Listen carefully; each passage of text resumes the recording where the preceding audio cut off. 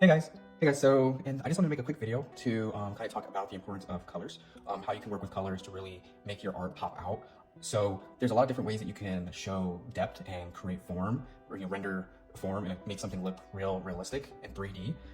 And I think one of the easiest ways is to do that is with colors. So there's been some talk about you can also just you can make a monochromatic drawing or painting where you're basically just using the same color, but then using different tones. So you can actually, I would say the tones is more important than color, but if you want to, I think it's a lot easier to start with getting your color down. So, or just knowing how color works. So for example, instead of focusing, okay, you know that when something is light, it's going to come forward to the viewer, and when something is more darker, it's going to move away from the viewer. But you can also do that with, you can also make that same effect with warm colors and cool colors. So warm colors, for example, are like, so those are going to be more like yellow, orange, red, in any combination with they're in. And then, your cool colors are going to be green, blue, and purple. So with that, warm colors move, basically when you add more warm colors, it's going to be appear moving closer to the viewer, and then when you add cool colors, it's going to be moving as if it's moving away from the viewer. So if you know a little bit about physics, you know that warm colors, the electrons in warm colors, they move exocentrically, and in cool colors, they move endocentrically. So exo, just think of exo as coming closer, and then endocentrically is moving away, right? So that's been really helpful for me to kind of remember that. And then also I think it is also knowing how light works. So knowing how light works and how light refracts and reflects is also really important as well. But for me, I try not to go too crazy with the shadows. And I like to kind of use and leverage colors a little bit. If you start color harmony just a little bit more, then you can also use that as well. So for example, like let's say the neck here. So the neck here basically I'm going to make that a little bit darker. And I'm using a mixed media technique, essentially creating, using graphite, and then also Prismacolor pencils. So I've been using Prismacolor pencils just because I want to first start with that before I get into acrylics and oil painting, just because, with those you kind of sometimes have to use a medium in order to mix colors, to blend them really well. And if you know how to blend colors with blend and layer with color pencils, which is really hard because you have to do so many layers and blending, then you pretty much, I think, are going to be able to master the oils and the acrylics and other paints as well. So, and even watercolors, which is even more easier to mix. So here I'm just like making this side here a little bit darker. So, and the reason for that is because when you want to create something, show something as 3D and having form, you kind of want to move from your darkest tone over to your lighter tones, right? So I think the tone scale goes up to maybe it's like 10. I think it even goes up higher, but I would also learn a little bit about tones, and you can see the same things kind of happening here, where it kind of goes from this lightish dark brown over to this yellow here. So one thing to also know about this is Prismacolor pencils, they do have specific color pencils that are specific for skin tones. I think that might be in a 34 pack. I only have a 24 pack. So what I'm doing to create realistic skin color, is I'm using these four colors. I believe this is a scarlet. Oh no, this is, I'm looking for I believe it is a scarlet red. Yeah, okay, this is the scarlet red. So I'm basically using, this is my, I think, graphite. I'm not using that because I'm for to create shadows. So I'm using these four colors right here. So I'm starting with, so basically I have to make a realistic skin tone. I'm basically blending brown, scarlet red, yellow, and white. So I start with yellow as the underlayer for base color, and then I move and add on a layer of red, and then brown, and then white at the end. And then what I've been using is using this eraser tool because it's very, very precise. I like it a lot better than a kneaded eraser. The kneaded eraser is one that you can pull. I think I have it around. Oh yeah, here it is right here. So this is sticking to this. This is the kneaded eraser. This has not worked, doesn't really work well with color pencils. I found it, but this one here does, and it's a lot more precise. So I recommend that as well. And also I recommend to pick up colored penciled paper, because you want to make sure that it's picking up the pigment as well. So I have another example where I did not use colored pencils and it did not come out as good. So yeah, I would recommend that you use colored pencils or use colored pencil paper as well. Like you can see here in this drawing or this painting here, I used acrylics and it works really well picking up the pigment. So yeah, I would go ahead and make sure you have that paper. It doesn't have to have too much texture, but you definitely want to make sure it picks up the pigment as well. But just also show you guys that you don't need to have colors in order to make something look like it has form. In this painting here, in this drawing here in Sketch, you can see it looks like it has form. I'm using just shadows and sketching to render it to look like it has 3D. So you can see the nose here is coming forward because I have the highlight right here. Then I have a cast shadow down there under the nose, and the coarse shadow, right? And so then you see the eyelids here. It's white, so it's coming forward. So you don't really always have to use color. You don't have to use color, but again, if you want to create a vibrant looking painting or drawing, I would recommend adding color to it.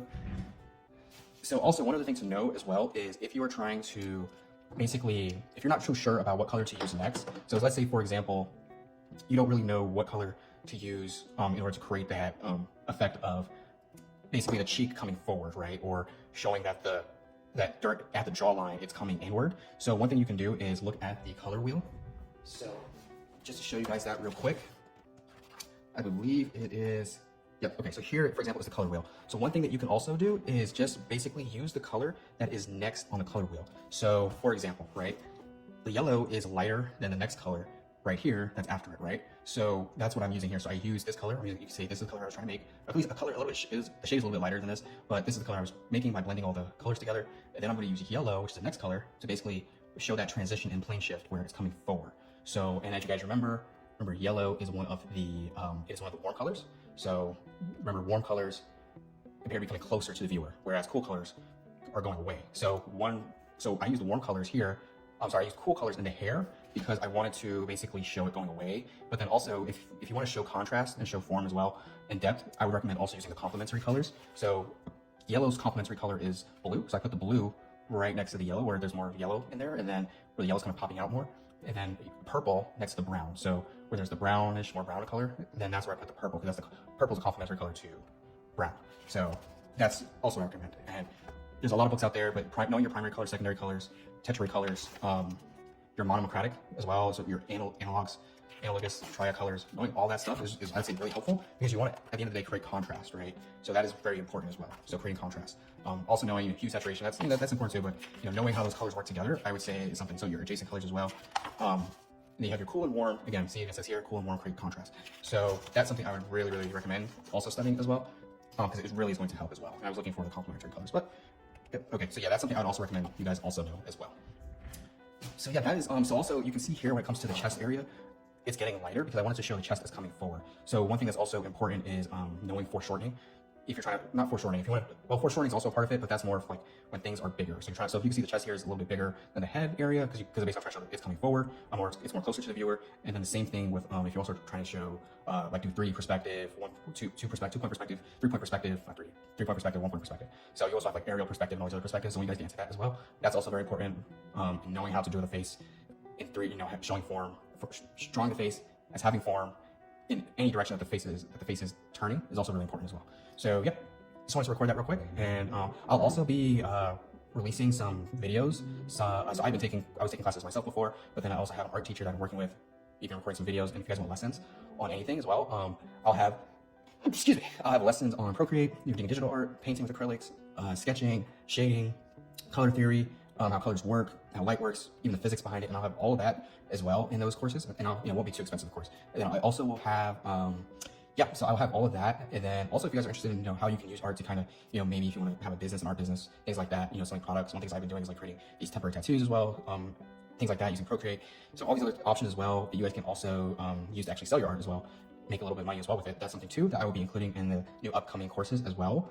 Yeah, so, and I'll be starting from the very basics, just kind of showing you guys pretty much how to get started with everything. So, one thing too that's really important, I would say, when you want to get started, is to understand your shapes. So that's what I started with as well. So, and I'll also be, that's kind of where we'll start, because if you know your shapes and know how to basically just break everything up into shapes, you'll have a lot easier time, I believe. So, so we first start with just like different types of shading, how to get the shadow right and all that. You have your cast shadow, your core shadow, your highlight, your midtones, your highlights here where the light is directly hitting. So yeah, know how to do 3D and how to do every single, what they call just your basic shapes as well, your primitive shapes. Yeah, so that's also very important as well. So yeah, I'll be also releasing that soon as well. And if you guys are interested, you can leave a comment below and I will drop a link to it as well. So yeah, I hope you guys, this was informative and helped you guys a little bit. And yeah, I hope you guys start your journey as well on art and just have fun with it as well. Is what I'm doing. So thank you guys. Until next time.